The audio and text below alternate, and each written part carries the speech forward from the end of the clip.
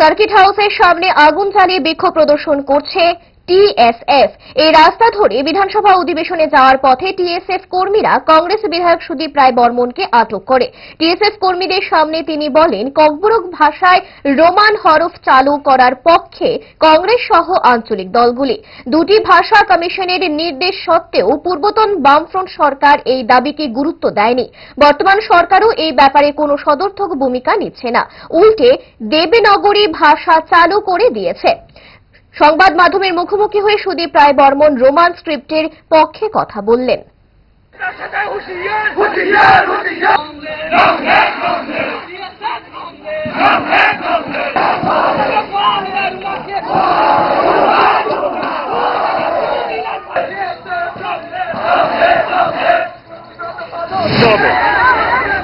এভাবে তো ধরতে যাওয়া যায় না।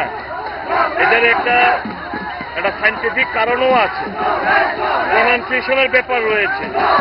এদের একটা লেজিটিমেট ডিমান্ড এরা দীর্ঘদিন ধরে কংগ্রেস দল, আঞ্চলিক দলগুলো দাবি জানিয়ে আসছে। সরকার, আগের সরকারও দেখলাম তাদের কোনো হেলদোল নেই, বর্তমান সরকারকেও দেখছি। এখন আরেকটা নতুন একটা স্ক্রিপ্ট, দেবনাগরী স্ক্রিপ্ট ওরা নিয়ে এসছে। তো এতে তো একটা কনফিউশন। আমরা পুরোপুরি এই ডিমান্ডটাকে সমর্থন করি যে ককবরক ভাষার স্ক্রিপ্ট অতি দ্রুত রোমান স্ক্রিপ্টে যেন নির্ণয় করা হয়, সরকারের কাছে দাবি জানাচ্ছি।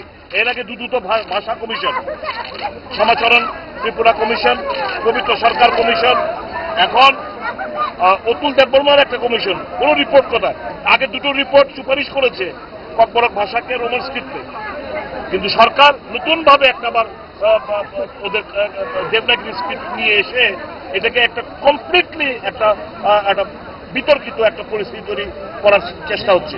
আমরা এই ডিমান্ডটাকে, it is the demand of the Congress party, it is demand of indigenous people of the state, and we completely support this demand.